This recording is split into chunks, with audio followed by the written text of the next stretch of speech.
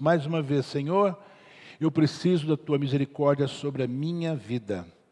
Pai amado, que esta palavra, Senhor, ela possa vir de encontro às minhas esperas. Que esta palavra possa vir de encontro à espera daqueles que esperam de Ti algo, Senhor. Que esta palavra nos conforte, nos console e que dê a nós ânimos a esperar no Senhor.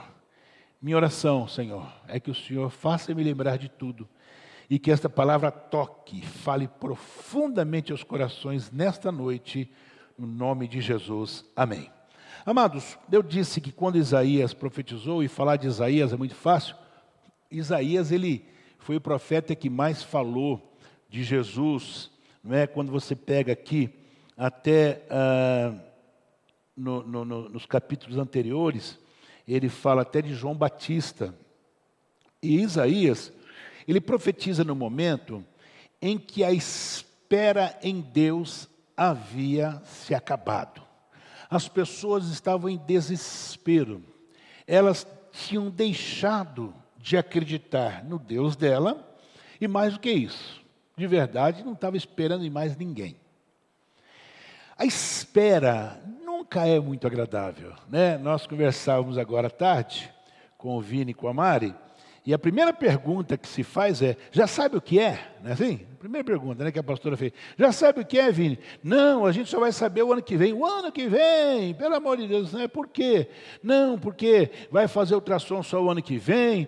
Aí o vô bobinho aqui já fala, não, mas o Benhur fez lá um exame de sangue, já ficou sabendo na outra semana. Eu falei, mas aqui é 100 euros. 100 euros. Para fazer isso, 100 euros. Para quem não sabe o que é 100 euros, 100 euros hoje dá o quê? 650, 700 reais, né? Hoje. Ele falou, pastor, aqui o negócio é mais caro, né? Ele falou, então segura. Mas ele vai ficar, nós que somos amigos, irmão, os avós, todo mundo, meu Deus, o que será, né? Aquela coisa de que esperar é uma luta. E eu estou falando de um sexo de uma criança que está sendo gerada dentro de um ventre. Agora, o que você está esperando há tempos? E você tem entrado em desespero? O que tem te incomodado? O que tem lhe preocupado? Eu dizia ontem, numa conversa longa com o pastor, ao qual nós fomos visitá-lo e pregar na sua igreja, ficamos um tempão conversando no gabinete dele, e ele falando para mim que ele é calmo, que ele é assim, que ele é assado, mas já teve um derrame. Eu falei, misericórdia. Pastor, tive derrame. Eu falei, Jesus. Eu falei, irmão, eu estou ficando assim, mas eu não era assim não, eu era mais, né, já queria as coisas meio que na hora. Agora estou aprendendo a esperar um pouco. Mas quando eu falo aprendendo a esperar, é que a Bíblia me recomenda esperar no Senhor. Os que esperam no Senhor? É verdade isso? É Bíblia? Quem espera no Senhor, renova as suas forças. Então, eu preciso esperar no Senhor. Muito bem. Quando Isaías profetizou, ele escreve um monte de judeus exilados na Babilônia, e o povo já estava lá há décadas, né? À beira do desespero, não aguentava mais. Na verdade, eles se sentiam já praticamente derrotados. Eles estavam assim como que desiludidos, porque eles acreditavam que Deus não estava nem aí com ele. É por isso que o texto diz, por que vocês se queixam? Será que Deus se esqueceu da gente? Será que Ele não se importa com a gente? Será que Ele não presta atenção? O povo questiona Deus. E eu vim aqui hoje, nesse dia, que para nós é um dia tão importante, que é o dia em que nós vamos participar do corpo, do sangue do Senhor, em memória dEle. Olha só, em memória dEle. Em memória do quê? Em memória do que Jesus fez na cruz do Calvário. Em memória da sua morte e da sua ressurreição, que dá a nós uma esperança de esperar nele. Não é? Os que esperam no Senhor renovarão suas forças. Então veja só, quando eu espero nele, e eu acredito na sua palavra, por mais tenebroso que seja o meu futuro às minhas vistas, não que seja tenebroso, às vezes dentro da minha visão é tenebroso, é um ambiente que você fala, não vou conseguir atravessar.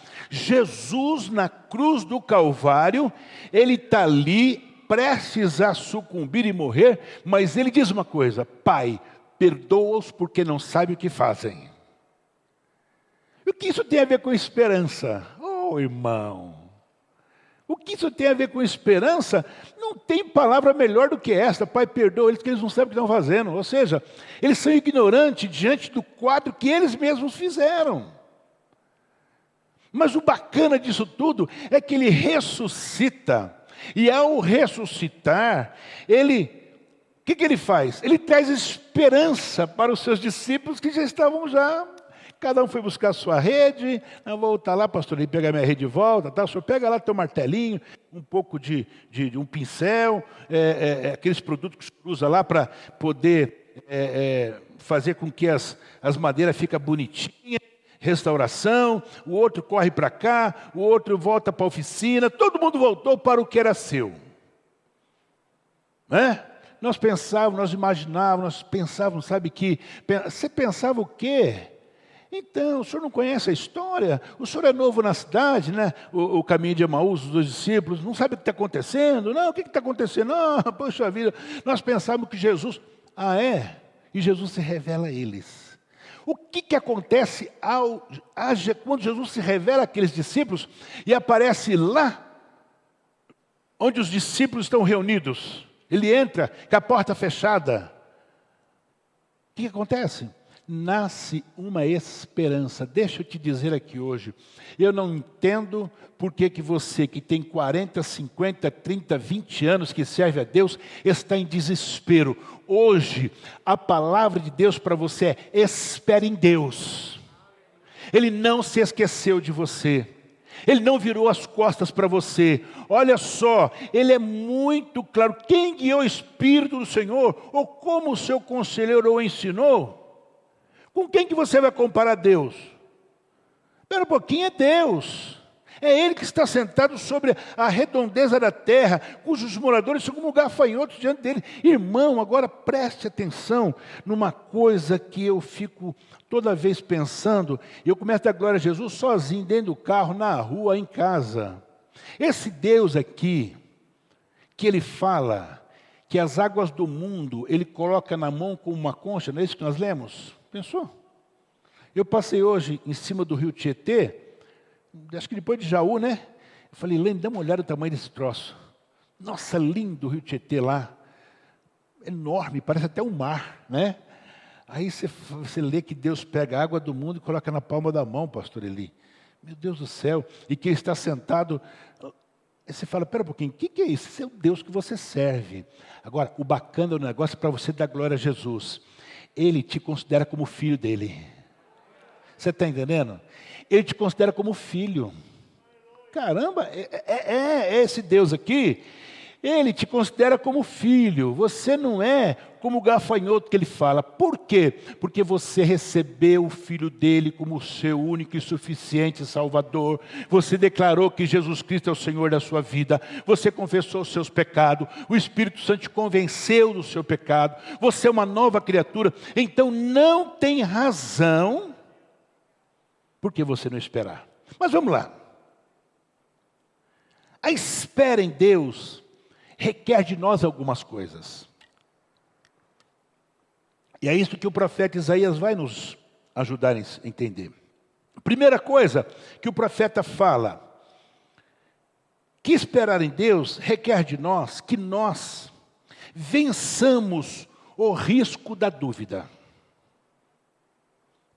Ok? Vamos lá? Requer o quê?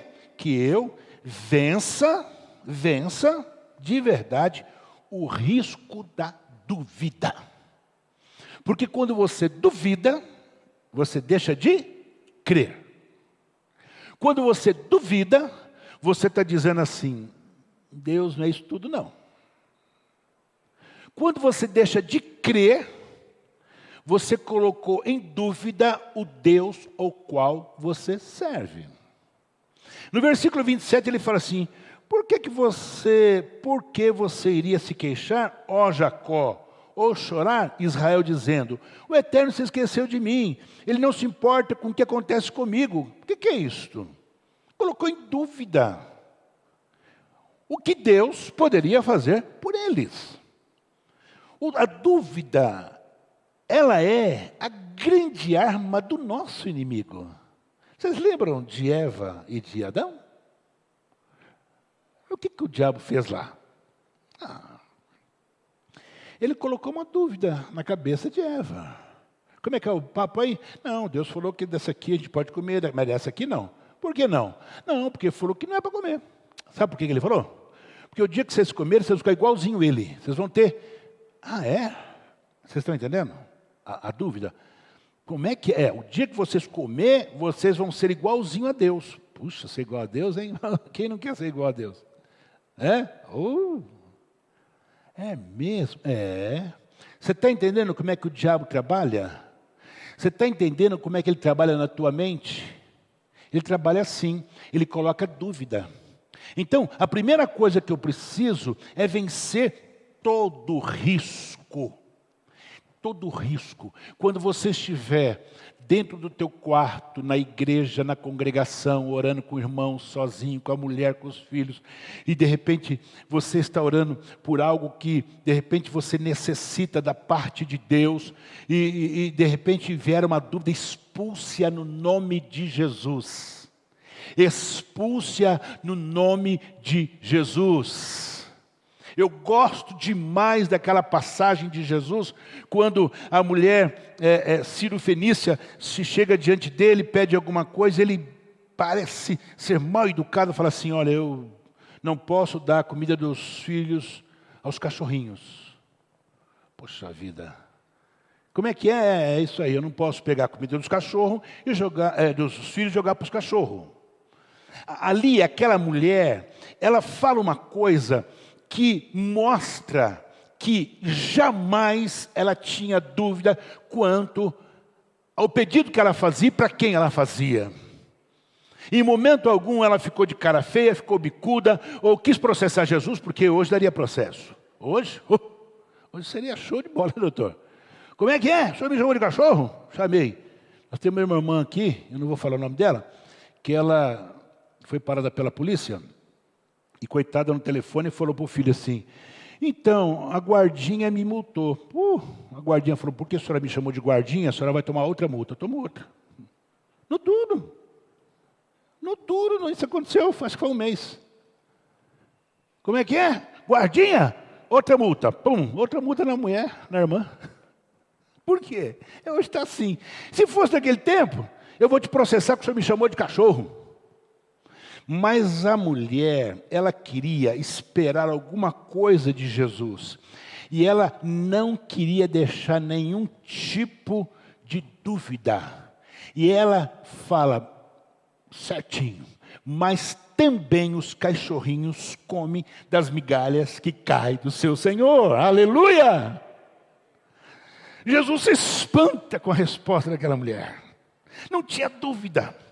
Então, nessa noite, o que Deus fala ao seu coração, a espera em Deus requer de você, que você vença todo o risco de dúvida. Irmão, em nome de Jesus, tire do seu coração, seu será. Para Deus não tem será. Deus, Ele fala e cumpre. Deus não é homem para mentir, nem filho do homem para falar e não cumprir. Deus é Deus. E quando nós esperamos nele, alguma coisa da parte dele acontece, porque Ele é Deus. Tira, pelo amor de Deus, tira a dúvida. Não, tire a dúvida. A dúvida nos faz mergulhar em profundezas que muitas vezes nós não conseguimos sair delas. E outra coisa, como é que eu consigo vencer os riscos das dúvidas? É deixar de ficar olhando para quem fracassou. Deixa de olhar para quem não é referência. Olhe lembre-se de quem venceu, de quem passou por cima, de quem atravessou momentos dos mais difíceis. E hoje está aqui, dando glória a Deus, exaltando o nome do Senhor. Olha para quem dá exemplo, olha para quem venceu. Eu espero no Deus que fez com que a irmã, o irmão fulano venceu. Se ele venceu, eu sirvo ao mesmo Deus e vou vencer também no nome de Jesus. Eu espero nele, eu não tenho dúvida, eu coloco as minhas dúvidas de lado, eu vou vencer todo risco de dúvida no nome de Jesus. Isso que Isaías está falando. Não coloque em xeque a grandeza de Deus. Não coloque em xeque o poder de Deus. Não coloque em xeque a santidade, a sabedoria, o amor. Não duvide da aliança que Deus fez com você.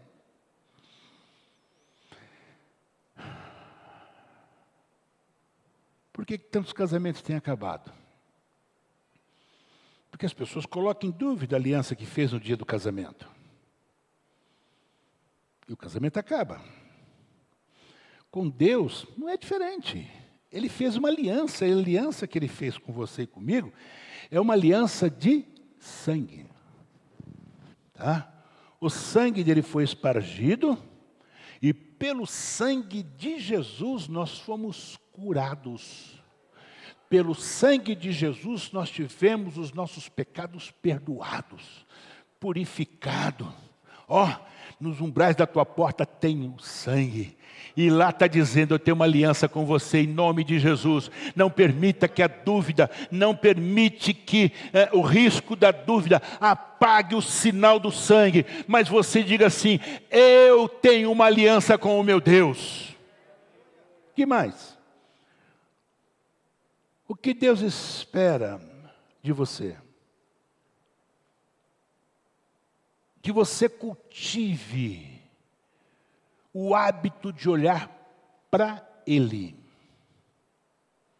A espera em Deus requer de mim isto, que eu cultive o hábito de olhar. Olha só, eu disse cultivar. O que é cultivar? Eu nunca plantei, sou paulistano do meio do meio do como é que fala? Do concreto, né? Então eu não sei plantar. E a pastora até falou para mim, nós queríamos colocar uma plantinha, falou assim, eu vou colocar uma planta lá, mas vai ser planta de mentirinha, porque se eu colocar de verdade vai morrer. A gente não tem a manha para cuidar dessas coisas. Mas quem planta, e nós temos pessoas aqui que plantam, ou que já viveram de plantações, sabe que não é simplesmente chegar lá, botar a semente e deixar. Você precisa cultivar aquilo, precisa tratar aquilo, precisa cuidar do terreno, do adubo, de não sei o quê, água. Isso chama cultivar, isso chama cuidar. É o cuidado que você precisa ter para que aquilo que você plantou possa crescer da maneira que você esperava e espera que cresça, e você possa usufruir daquilo. Então aqui, a espera em Deus requer de mim isto, que eu cultive o hábito de olhar para Ele. Não é olhar no momento difícil. Não é olhar naquele momento em que as coisas parecem que a casa vai cair. É olhar na hora que ela... Sabe, eu sou assim um pé atrás com algumas coisas, né? Quando a pessoa tem uma vida completamente distante de Deus e faz o que quer, e depois essa pessoa morre, as pessoas falam assim, sabe o que é? Na última hora, acho que ela se converteu. Irmão, eu não sei. Eu preciso orar a Deus, para Deus me dar graça para entender essas coisas. Eu preciso orar a Deus. Porque eu estava vindo hoje com a pastora e nós estávamos escutando um grande homem de Deus pregar, e um moço muito abençoado, de Bragança Paulista, e ele falava uma coisa, e repetiu assim, por diversas vezes, a santificação, ela não é assim, eu vim na vigília, saí santificado. O congresso, eu me santifiquei. Isso não existe. A santificação é um processo. É um processo. Você não se santifica do dia para a noite, com a varinha mágica. É um processo. O O esperar em Deus requer de você também que você cultive o hábito de olhar para Ele todo dia, toda hora. Está ali, seguindo. Nós falamos, me parece, no último domingo, sobre a questão de Zaqueu. Não pense que Zaqueu estava assim, falou, Jesus está passando, deixa eu correr lá. Não, esse cara já vinha pensando em Jesus há muito tempo. Ele já ouvia falar, e ele queria encontrar, e ele montou todo o esquema para encontrar Jesus. Não é assim? Ou você pensa que Nicodemos simplesmente um dia falou assim, hoje eu vou lá falar com Jesus. Não. Nicodemos o escutou, ele pesquisou, ele perguntou, e ele foi de noite, porque ele era um cara que tinha lá uma posição, ele tinha medo que as pessoas... Mas ele, de verdade, cultivou, não é? A questão de se aproximar de Jesus. Então veja só, olha aqui que diz o versículo 28 e 29 do texto. Vocês não percebem nada? Uma pergunta. Não prestam atenção? Uma pergunta. O Eterno não vem e vai. Ele não fica para lá e para cá. Ele permanece. Ele é o Criador de tudo o que vocês conseguem ver ou imaginar. Olha, ver ou imaginar no seu intelecto. Ele não entra em estafa, ou seja, ele fica cansado. Não faz intervalo para recuperar o fôlego. Ele conhece tudo nos mínimos detalhes. Ele fortalece os que estão cansados, renova a força dos que desistiram. Então veja só. Para se recobrar e manter a esperança, nós devemos parar de olhar para as circunstâncias e cultivar o hábito de olhar para Jesus. Hoje, o que está na moda, e está na moda e é bom, é você frequentar uma academia, é você praticar algum tipo de esporte, é você fazer caminhada. Isso é excelente, isso é bom e é recomendado. A vida sedentária em que hoje se vive, ela se faz necessário você praticar um esporte, você estar numa academia, você ter prática de caminhar. Agora, eu caminhei. Caminhou? Quando? Então, caminhei a semana passada. Quantas vezes? Uma vez. Uma vez. Caminhou quantos quilômetros? Caminhei 2 quilômetros. Irmão. E depois? Fiquei em casa dormindo, sentado, vendo televisão, vendo... Vai adiantar alguma coisa? Não. A espera em Deus requer que você cultive o hábito de olhar para Ele. E o olhar para Ele aqui não é ficar assim, Deus, legal aí, como é que o senhor está? Show, estou te olhando. Não, para com isso. O hábito de olhar é você botar esse negócio chamado joelho no chão. O hábito de olhar é você estar sempre com essa coisa maravilhosa que se chama Bíblia aberta e lendo, porque aqui é Deus que está falando. O hábito de olhar é você ter comunhão com Deus. É você ter momentos de oração. É você levantar e orar, é você tomar cafezinho e orar, é você almoçar e orar, é você jantar e orar, o cafezinho da tarde você orar. É você estar lembrando de Deus todo momento. Isso é olhar para Ele. A espera em Deus requer que você cultive, que seja uma prática normal. Da mesma forma que você vai na academia todo dia, da mesma forma que você vai trabalhar, ou vai trabalhar em casa, como hoje muita gente trabalha, e você precisa trabalhar todos os dias. Não dá para falar, patrão, é o seguinte, eu vou trabalhar hoje, mas amanhã eu vou ficar em casa. Peraí, como é que vai ficar em casa? Não vai, você vai ter que trabalhar. Porque você tem que trabalhar. Com Deus não é diferente, tá?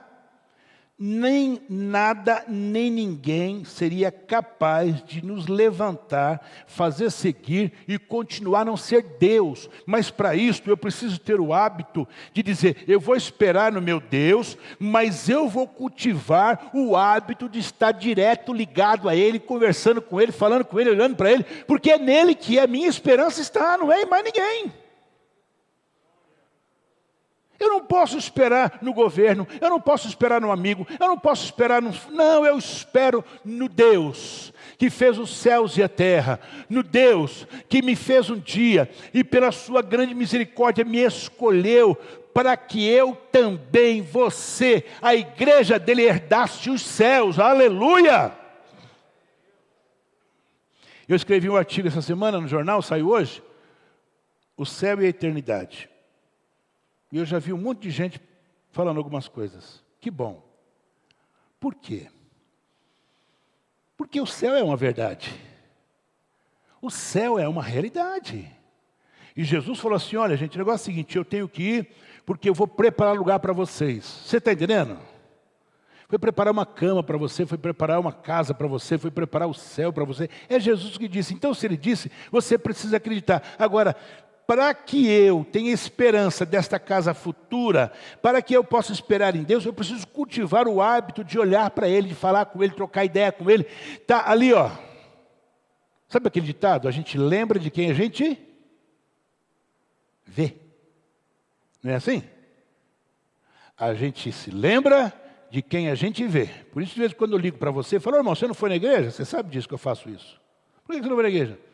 Porque a gente lembra de quem a gente vê. Se eu não te ver, não estiver te vendo, eu não vou lembrar de você.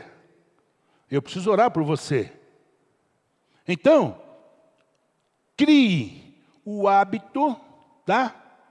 Crie o hábito. E Isaías destaca uma coisa importante sobre essa questão dos atributos de Deus que dá a nós a condição de estarmos olhando para Ele. Primeira coisa, esse Deus não morre. Nunca chegará a hora em que Ele parará de agir. Além do mais, Ele conhece tudo do começo ao fim. Por quê? Porque Ele é eterno. Diga comigo, Ele é eterno. Esse é o primeiro ponto. Segundo ponto, esse Deus, Ele não fica sem recursos para ajudar no que é e quando for preciso. Sua fonte de tudo é para sempre inesgotável. Então, Ele é o quê? Ele é o Criador de tudo. Diga comigo, Ele é o Criador. Então, Ele é eterno e Ele é o Criador. Mas esse Deus não é fraco. Não. Ou incapaz. Diante das dificuldades em que nós nos encontramos. Ele não se cansa e nem fica exausto. E também não lhe falta inteligência para saber o que Ele está fazendo e quando, em que medida Ele precisa agir. Ele é força e sabedoria. Diga comigo, Ele é força e sabedoria. Isso é o Deus que você serve. Por que eu tenho que esperar nele? Por conta disso. Por que eu preciso cultivar o hábito de olhar para Ele? Por conta disso, porque Ele é eterno, porque Ele é Criador, Ele é força e sabedoria. Irmão, para de ficar esperando em quem não te dá esperança. Para com isto. Você vai buscar na Bíblia, eu lembro daquela passagem de um homem, eu vou lembrar o nome dele já, que maltratou Davi e seus homens, Nabal, né? Nabal. Davi estava fugindo de Saul, e Davi foi lá, é Nabal mesmo? Nabal, né? É Nabal, pastor ele? Acho que é Nabal. Aí Davi foi lá pedir comida para o cara. Chegou lá, mandou alguém, falou, Nabal só faltou dar tiro nos caras. Chamou de vagabundo e tanta coisa e não deu nada. Davi, naquele tempo, não tinha assumido o reino ainda. E ele estava ainda com, como diz os irmãos do Nordeste, com a faca nos olhos. É assim que os irmãos do Nordeste falam? É, Zé? É faca nos olhos, né? Davi, como é que é o negócio? O cara lá maltratou todos nós, falou que somos uma cambada de vagabundo e que se quiser comer, vai trabalhar. É mesmo? Vamos lá, vamos acabar com esse cara. Presta atenção nisso. O que a mulher do cara fez? Ela soube, botou a mão na cabeça e falou, meu marido é doido, endoidou. Ela prepara comida, ela prepara muita comida e ela vai até Davi e leva. Pede desculpas.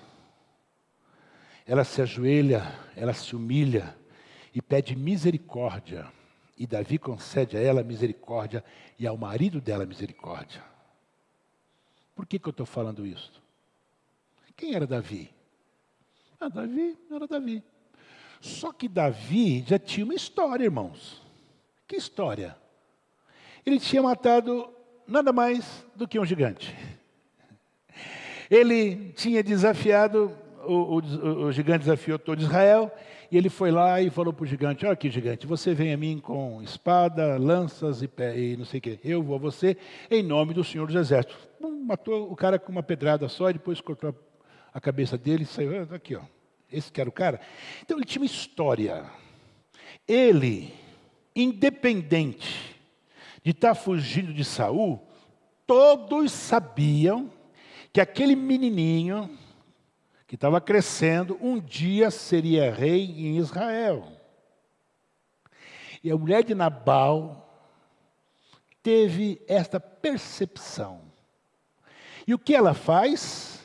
Ela vai, se humilha, pede perdão, dá comida, porque ela sabia quem era Davi. E daí?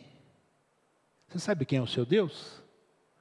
Ele não matou um gigante. O Deus que você serve, ele matou o próprio filho. Sabe para quê? Para te dar vida.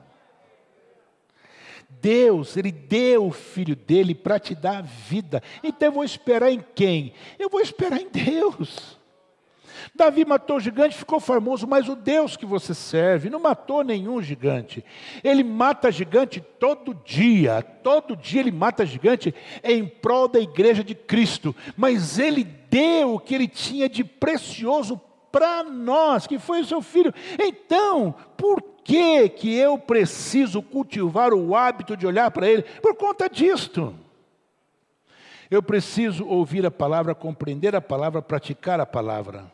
Por fim, o que a espera em Deus requer de mim?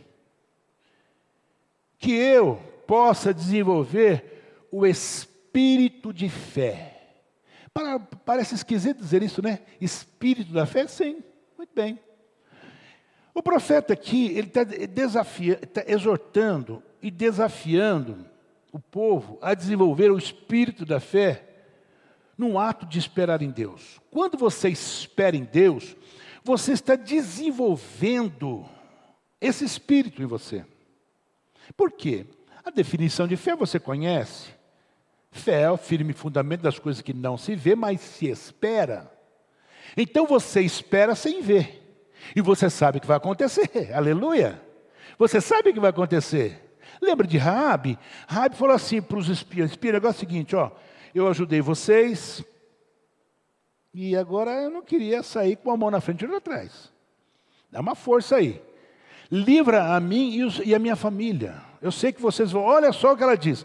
Eu sei o que o Deus de vocês tem feito por aí. Todo mundo sabe, nós estamos aterrorizados aqui atrás dessas muralhas. Então, ó, eu guardei vocês, eu escondi vocês, eu menti por vocês, mas ó... Puxa vida, dá um jeito, vai. Você está entendendo? Vocês estão entendendo, igreja? A coisa, como é que funciona? Quem era aquela mulher, irmão? A Bíblia diz que ela era uma prostituta. E tem mais, não era uma prostituta qualquer. Ela era uma prostituta diferenciada. Tá? Os homens que deitavam com aquela mulher se sentiam homens diferenciados, porque ela tinha um espírito diferenciado. Olha só. Olha com quem que os espias foram se meter. Mas aquela mulher, ela desenvolve naquele exato momento um espírito de fé. No quê? Num Deus que ela não conhecia. E alguns homens que entram dentro da casa dela, como todo dia ela recebia. Mas aqueles homens eram diferentes, aqueles homens falaram a verdade para ela. Ó, nós somos fulano assim, assim, assim, nós viemos para derrubar esses muros aqui. Não, já ouvi falar do Deus de vocês. Preste atenção na expressão da mulher, no desenvolvimento do espírito de fé de Raabe. Nunca tinha falado com Deus, não conhecia o Deus dos judeus. Ela conheceu na hora os caras, e os caras falaram, ela acreditou. Ela nunca tinha orado. Ela nunca tinha falado com Deus. Ela era uma prostituta. Era uma mulher que vivia no seu corpo. Mas ela crê. Por que eu estou usando Raabe? Estou usando, desculpa, as mulheres que vivem nessa vida. Mas, irmão, vender o corpo é uma coisa das mais difíceis. É terrível. Eu tenho escutado algumas vezes depoimento de mulheres que viviam nessa vida e hoje, graças a Deus, se converteram. É muito difícil. Deitam com homens de todo tipo, homens que não tomam banho, homens de todo quanto é tipo. E elas têm que deitar com esses homens, porque eles vão pagar. Por que eu estou usando Raabe? Porque você, eu, a igreja de Cristo, foi comprada com o sangue de Jesus. Nós somos nova criatura. Sim ou não? Somos nova criatura? Se nós somos nova criatura, eu tenho por obrigação de desenvolver esta fé. Se uma prostituta chamada Raabe desenvolveu e ela alcançou de Deus favor, irmão, e você? E eu? Opa! Espera aí, o Senhor me chamou, o Senhor me comprou, o Senhor me deu um novo nome, eu sou uma nova criatura. Então, espera um pouquinho, se aquela mulher, ela conseguiu desenvolver o espírito de fé ao ponto dela alcançar favor de Deus, irmão, glorifica a Deus, porque você vai encontrar favor de Deus. Você pode esperar em Deus, e o que Deus requer de você é que você desenvolva esse espírito. Você não está vendo, você não está enxergando, mas você vai falar como Raabe, eu tenho escutado o que Deus de vocês tem feito, e nessa noite eu posso lhe garantir que o Deus que você serve tem feito coisas tremendas pelo mundo. O Senhor tem salvado, o Senhor tem curado, o Senhor tem dado a nossa certeza de vida eterna em Cristo Jesus. Não tem maior maravilha do que esta. Glórias ao Senhor.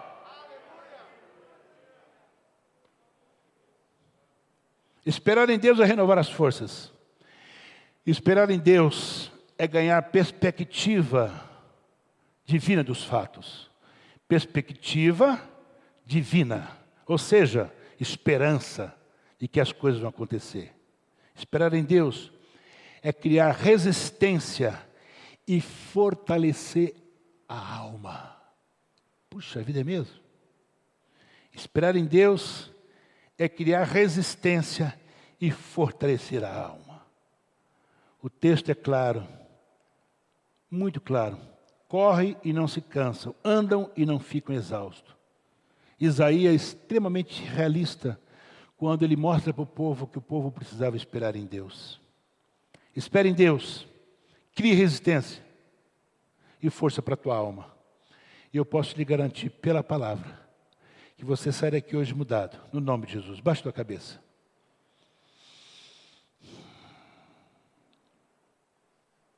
Deus, a tua palavra diz que aqueles que esperam no Senhor renovam suas forças. Eu creio piamente nisso, Senhor. E eu tenho falado à tua igreja hoje sobre isto. E há momentos na vida que parece que a gente não vai conseguir esperar. Há momentos na vida que parece que a gente não vai conseguir atingir os nossos verdadeiros objetivos. Pai, que esta palavra nos dê força para vencer o risco da dúvida. Que nos dê, de verdade, esperança para cultivar o hábito de olhar para o Senhor. Que nós possamos desenvolver esse espírito de fé em nós, que somos os teus filhos. É minha oração, é meu pedido no nome de Jesus. Amém. Vamos de pé, igreja.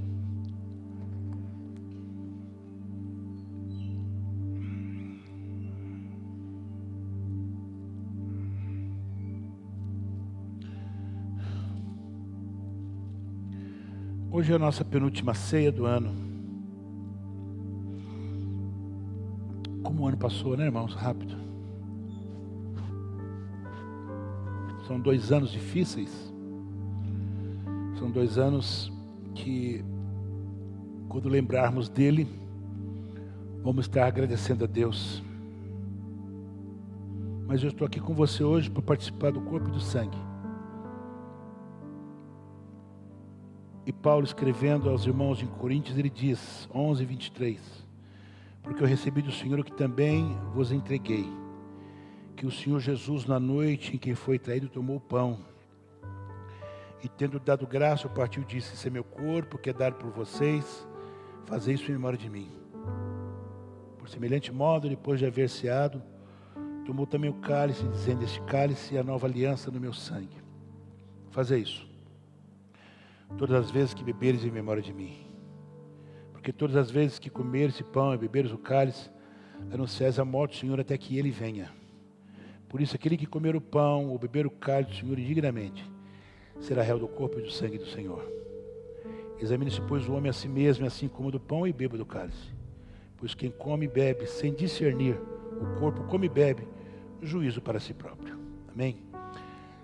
Se você está aqui hoje e ainda não faz parte da membresia dessa igreja, não é evangélico, não foi batizado nas águas, por favor, se assente e não participe. Se você está aqui e você frequenta alguma igreja evangélica que está em plena comunhão, fique à vontade, você faz parte da família de Deus. Éder, venha agradecer a Deus pelo pão.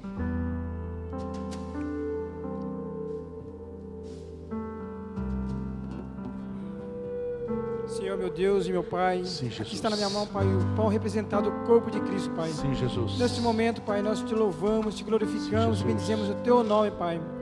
Ó, Pai, cura Teus filhos, sara as Tuas feridas, ó, Pai, porque aqui está o pão, Pai, que purifica o Teu corpo, o pão que purifica Teus servos, ó, Pai. Neste momento nós oramos e cremos, Pai, no Teu poder e na Tua glória, Pai, desde hoje para todo sempre.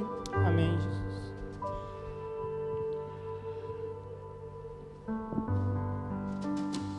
Ao receber o pão, já o coma de imediato, sente-se glorificando a Deus. E tendo graça, partiu disso. Esse é meu corpo, que é dado por vós. Fazei isso em memória de mim. Pode servir.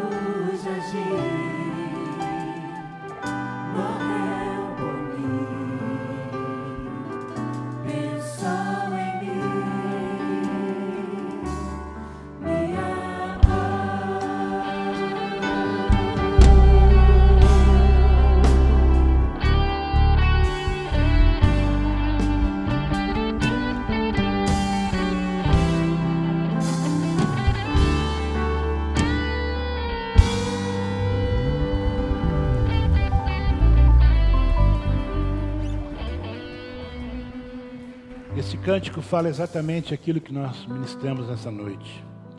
Tudo dele e por ele. Mais uma vez, em pé, amados. Glória a Deus. Estão aqui, desculpa. A orquestra tomando. Vai glorificando a Deus, vai exaltando o nome do Senhor. Vai dando lugar ao Espírito de Deus. Pastor José Alves. Vai dando lugar ao Espírito de Deus nessa noite. Deixa Deus te usar. Nós estamos num momento que nós estamos precisando de renovar as nossas forças. Você que deixou de falar língua estranha, busque para voltar a falar a língua dos anjos. Você que profetizava, busque, volte a profetizar, volte a interpretar línguas. Deus exige de nós, nesse tempo difícil, que homens e mulheres se levantem cheios do poder de Deus. E o poder de Deus é que fará com que a igreja faça diferença e espere nele. É nisso que nós precisamos estar muito alerta. Mesmo, todos participaram do pão. Glória a Deus, glória a Jesus. Pastor José Alves estará nesse momento consagrando o suco de uva. Alá, suremachamanás. Em nome de Jesus, teu filho amado, Deus. Nesse momento, Senhor, apresentamos a Ti esse vinho, Pai. Que a partir desse momento se torne, Senhor, símbolo do Teu sangue. Pai, abençoa cada um dos Teus filhos que vão receber, Senhor. Em nome do Teu filho amado, consagramos a Ti nesta hora. Em nome de Jesus, em nome de Jesus. Amém. Glória a Deus. Aleluia. Glória a Deus.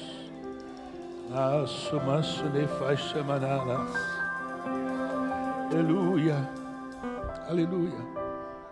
Por semelhante modo, depois de haver ceado, tomou também o cálice, dizendo: este cálice é a nova aliança no meu sangue. Fazeis todas as vezes em memória de mim. Da mesma forma, se você está em plena comunhão, participe. Se você não está, se assente, por favor. Podeis servir. Ao receber o cálice, de imediato beba e esteja glorificando a Deus.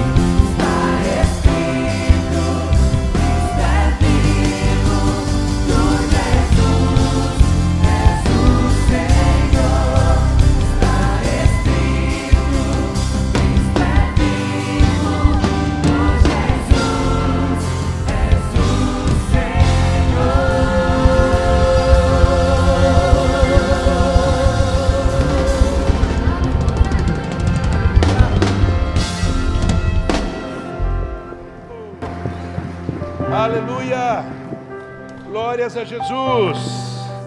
Honra e glória a Ele. Somente a Ele toda a honra e toda a glória. A ninguém mais. Esse Deus que tem nos conservado com vida. Este Deus que neste final de ano nos deu a oportunidade de estar aqui na casa dele. Oh, irmão, glorifica a Deus por isso. Quantos se foram? Quantos estão distantes? Quantos estão já na glória? Mas você está aqui ainda, com a sua esposa, com seus filhos, com seus pais, com alguém que você ama. Puxa vida, Deus me poupou, Deus te poupou. Glorifica a Deus por isso. Hoje é a penúltima ceia do ano, não é? E eu quero te dizer que nós, como igreja do Senhor, nós não podemos se esquecer de forma nenhuma de sermos gratos ao nosso Deus por mais uma vez estarmos sendo participantes da ceia do Senhor. Glória a Deus. Vamos de pé agora.